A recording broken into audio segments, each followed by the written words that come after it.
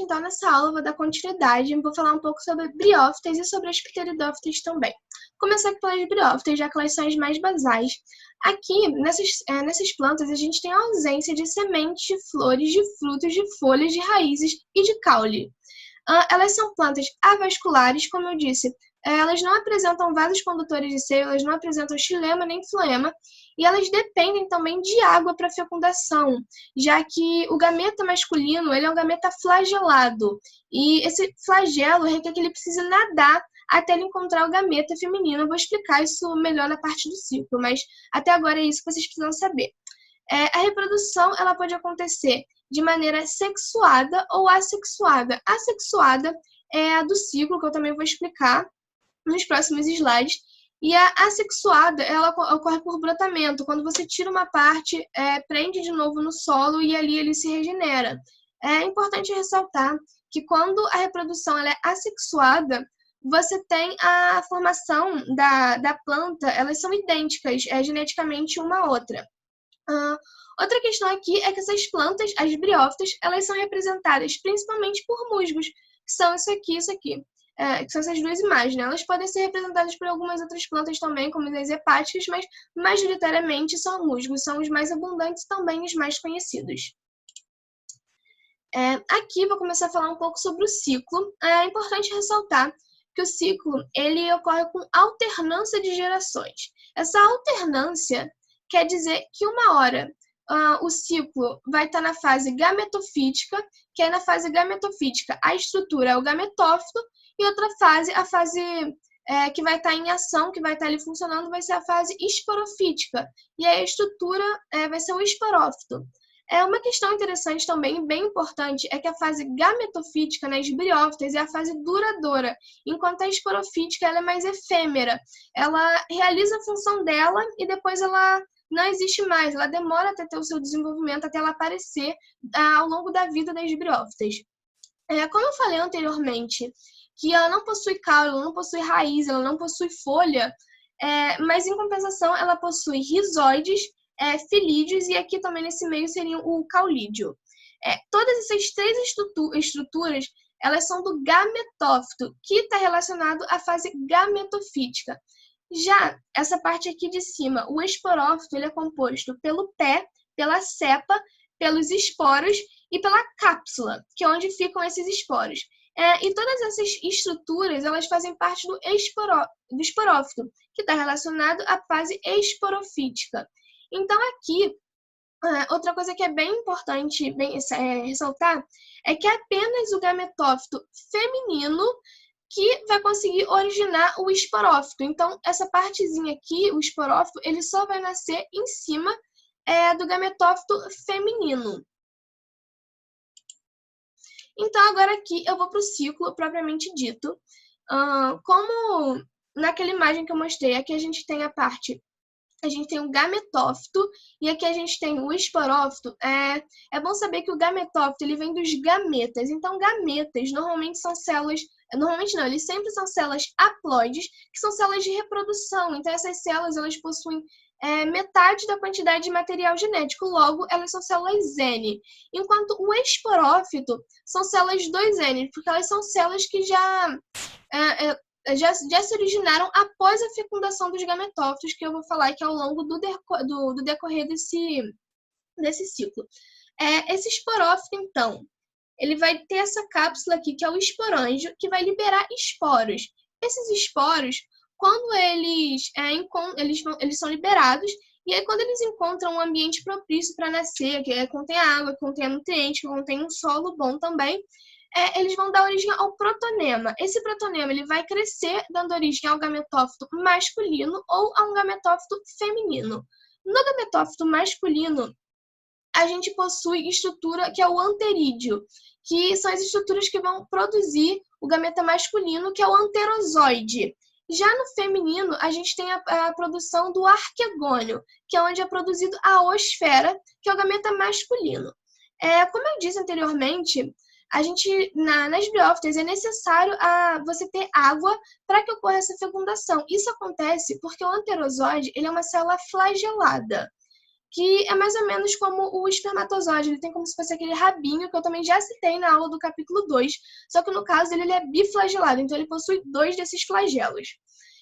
Então, ele vai precisar da água para ele nadar até o arquegônio, para ele encontrar o arquegônio e fecundar.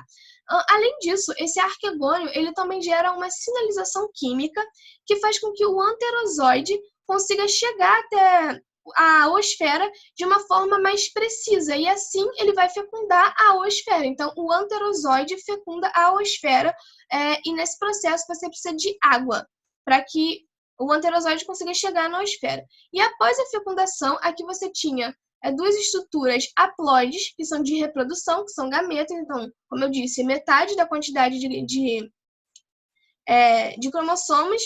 E aí, quando eles fecundam, você tem a quantidade inteira. Então, aqui vai fecundar 2 células, que cada uma delas é N. Na fecundação, você gera uma estrutura N. Então, na fecundação, você começa a ter a formação do esporófito e ele vai crescer.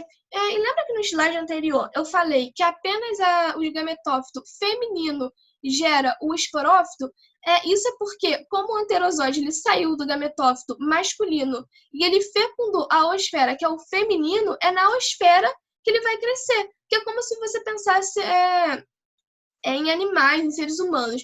Você tem apenas a mulher ficando grávida. Então, aqui é como se fosse a fecundação, é que você tem uma gravidez, só que esse esporófito ele nunca se solta do gametófito, ele fica ali. Então, o ciclo é basicamente esse. O mais importante é saber que o esporófito é a fase mais efêmera, enquanto o gametófito é a fase duradoura. Agora aqui eu vou falar um pouco mais das pteridófitas, que elas são o segundo grupo. Elas são um pouco mais derivadas do que as briófitas. Então aqui a gente já possui a presença de lignina. A lignina ela está relacionada à impermeabilidade, à rigidez também e à resistência das plantas. Isso faz com que elas sejam plantas vasculares, que você possibilita a vascularização delas. Então, nesse caso, elas são vasculares ou traqueófitas. E isso quer dizer que elas possuem vasos condutores, que são o xilema e o floema. Outra coisa bem interessante é que no caso das briófitas, como elas são plantas avasculares, que não apresentam esses vasos, elas são pequenas, porque o transporte de nutrientes e de água ali acaba não sendo tão eficiente. Ele ocorre por osmose ou por difusão. No caso da água, o transporte é por osmose, e no caso dos nutrientes, o transporte é por difusão, porque, como eu falei, tem aquela questão de, na osmose, apenas líquidos serem transportados, enquanto na difusão são os nutrientes. Isso eu expliquei tudo nos vídeos do capítulo 2. Então, quando você tem a vascularização, você tem os vasos condutores, você possibilita que os nutrientes e a água consiga chegar até extremidades da planta de uma forma mais rápida e de uma forma mais eficiente também. Então, nessa planta aqui, nas pteridófitas, a gente ainda tem a ausência de sementes, de flores e de frutos, mas a gente já tem a presença de folhas, de raízes e de caule. O caule desse tipo de planta se denomina rizoma, porque ele é deitadinho, ele é rente ao solo, ele não é em pé, ele é mais na horizontal. E aqui a gente ainda tem plantas que são terrestres, mas elas ainda necessitam de um ambiente úmido, que é pelo mesmo motivo das briófitas, então ainda precisa da água para fecundação. E, como eu disse, o corpo ele possui raiz, caule e folha. Aqui agora, falando um pouco mais do ciclo ainda das estruturas que são envolvidas nesse ciclo. Como eu disse, a gente depende da água para fecundação, porque são células flageladas, o anterozoide é uma célula flagelada. E a gente tem, de novo, a ocorrência da alternância de gerações. Mas, diferente das briófitas, nas pteridófitas, o esporófito é a fase duradoura, enquanto o gametófito é a fase mais efêmera. É a fase que cumpre a função dela e depois ela não existe mais. E o gametófito, que é muito importante, é que ele é bissexuado, que no caso o gametófito seria essa estrutura aqui e o esporófito toda essa aqui. Ele é bissexuado ou hermafrodito, isso quer dizer que ele possui as estruturas masculinas e as femininas. Normalmente a estrutura masculina ela é essa mais aqui embaixo, enquanto a feminina é essa aqui de cima. Agora eu vou falar do ciclo propriamente. Então, inicialmente, eu vou começar ali por aqui, pela fase do esporófito, que é a planta que a gente conhece, que é a planta que são as samambaias, que a gente costuma ver por aí, fica mais fácil. Nessas samambaias, nessa planta, como o esporófito ele é 2Ns, porque ele não tem células gaméticas, ele não é gameta, então ele já está a célula fecundada. Ele possui toda a quantidade de material genético, logo ele é 2Ns. A gente tem estruturas que são os soros, que quando a gente pega uma samambaia, isso é fácil ver. Se você vira a folha dela, você vê que embaixo tem várias bolinhas dessa aqui. Então, essas bolinhas são o soro. Esse soro ele é composto por vários esporângios, e esses esporângios eles têm os esporos, e esses esporos eles são N, porque aqui nos esporângios vai acontecer uma divisão que é feita por meiose, e essa meiose ela vai gerar células com a metade da quantidade de material genético. Então, ó, vamos ver aqui. A planta inteira ela é 2N, mas apenas o esporo é N, só o esporo é N. Então, esse esporo ele vai ser liberado e, novamente, em condições propícias, ele vai germinar e aí ele vai dar origem ao gametófito. Como eu disse, esse gametófito ele é bissexuado, ele possui uma parte que é a feminina, que ela é composta pelo arquegônio, que gera a oosfera, que a oosfera é o gameta feminino, enquanto a parte masculina ela vai produzir o anterídeo, que possui os anterosóides, que são os gametas masculinos. Então, nesse caso, para que haja fecundação, a gente precisa da água, a gente precisa novamente que o anterosóide, que ele é flagelado, que ele nade até a oosfera, e novamente a oosfera ela libera uma sinalização química que vai fazer com que o anterosóide encontre com mais facilidade, com mais eficiência e mais rapidez a oosfera. Essa oosfera e esse anterosóide vão ser fecundados, e assim que eles são fecundados, eles formam células 2N, e formando célula 2N, você tem a formação da fase do gametófito. E aí, esse gametófito, ele vai gerar um esporófito, que é a fase... Quando você tem a fecundação do anterosóide com a oosfera, você vai produzir a fase do esporófito. Essa fase toda aqui ela é o gametófito, enquanto toda essa aqui é o esporófito. E o ciclo é basicamente ele. Ele é bem parecido com o das briófitas, só com algumas ressalvas na diferença da estrutura em si, que é o gametófito e que é o esporófito. E agora aqui eu vou falar um pouco da reprodução assexuada, que é aquela reprodução que a gente não apresenta dois indivíduos, a gente não tem gameta masculino, a gente não tem gameta feminino, a gente não tem esporófito. E ele é basicamente quando você tem aqui o rizoma, e aí nesse rizoma você tem a formação de um broto, como no caso aqui. Então, isso aqui seria um broto jovem.